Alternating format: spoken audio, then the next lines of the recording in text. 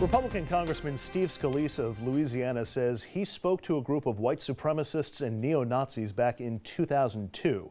Scalise, who is the Republican whip, newly elected last year, number 3 Republican in the House, says he did address the European American Unity and Rights Organization, which was founded by former Klan leader David Duke. Scalise was a Louisiana lawmaker at the time. Monday, Duke said that he met with Scalise on a number of occasions and has met with other Republican lawmakers as well. The remarks that Scalise made to the group have not been disclosed.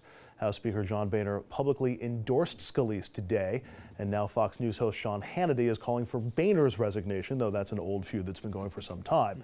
Moira Bagley Smith, a spokeswoman for Scalise, issued a statement saying the hate-fueled ignorance and intolerance that group projects is in stark contradiction to what Mr. Scalise believes and practices as a father, a husband, and a devoted Catholic. All right, there's a lot to unpack here beyond just the what of the whole thing. But his claim at first was that he was a state lawmaker at the time and he didn't know exactly what the group was that he was talking to or what their views were. You're a current state lawmaker, you're a former one. Is there any chance that you walk into a group and don't know what their views are or what they represent? He was having a Forrest Gump moment. No. I don't think his life was like a box of chocolate. There's no way that I would speak before a group that I didn't know who they were or what they were about. Because you have... Unless you agreed with them. Unless you agreed with it. Because you have to research who you're going to see what they want to talk about. You don't just walk into a room and start talking. You have to know what they're about. So he obviously knew who they were and what they were about. And you agree? Well, I agree certainly with Gary. In any public speaking venue that any of us have been asked to speak at, we do the due diligence to find out who we're talking to and exactly what we need to be able to speak about, in that particular group, because you can go in there and bore people to tears and put them to sleep.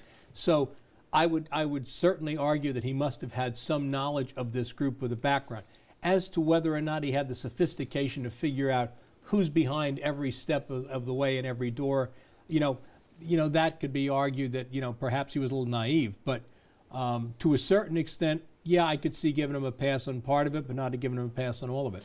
I mean, there is a role that groups like this, unfortunately, play in politics in Louisiana. I lived in Louisiana for a couple of years, so there is some element of that's still in play. But I guess the question now is, what should happen with Scalise? Should he be forced out of leadership? Should he be forced out of Congress? Well, let me play the devil's advocate on one thing that you just mentioned, though.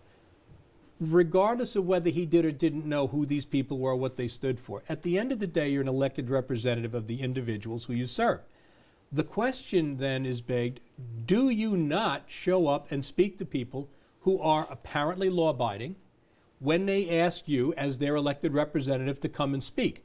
Now, he may have been in there and speaking about, mom's apple pie, the girl next door, and the American flag. That's not what he said. He could have easily come out and said something like that. He tried to deflect him. Oh, that was years ago. I don't know. Come on. Truly, but the point is... That's not what he said. It's entirely possible he got roped into something that he really wasn't expecting. You are an elected representative. You must speak to the people who asked you to speak. Well, he was talking about HUD funding and how it apparently goes to, weighs heavily or is heavily given out to along racial lines. So clearly he was hitting some of the hot buttons that this group would seem to enjoy. Talking to a group of white supremacists. I mean, really. Should he be bounced from leadership or from Congress? I don't think he should be bounced from Congress. I mean, he has the right to speak. At least be a man, own up, and be like, yeah, I spoke in front of this group. Should he be, as head of a part of the GOP leadership? I would not want him to be a part of my conference's leadership. It doesn't, do us any good. It's not well. So I would definitely have asked him to step down from his leadership position. Here's the other part of all this. The new Congress gets sworn in 1 week from today. And so there's going to be a week of this in the media. You just had Grimm resign after the indictment. Now this is going to be the issue du jour or the issue of the week. This is going to be hanging around Republicans every day from now until their new session is sworn in. And what do you think should happen? Should he? Well, let me say this to you. Perception is reality. And if the perception of the people that we serve is that we have individuals in leadership positions who are prejudicial or lean in a particular way that it is not particularly flattering to us as a party, either party, then the answer is we may then have to act whether or not that individual may have done something wrong or not 12 years ago. I would also say, though, there's a reason we put erasers on pencils, because we all make mistakes. And if this guy innocently, as a state representative, made a stupid decision so long ago, and if we look back upon his career now, and apparently he may have led well, I don't know, but he may have led well, he may have done so with dignity and respect. If he has and screwed up once, I'd be inclined to give him a pass, but again, you're going to have to see what kind of fallout there is here, because everything is in the public venue here.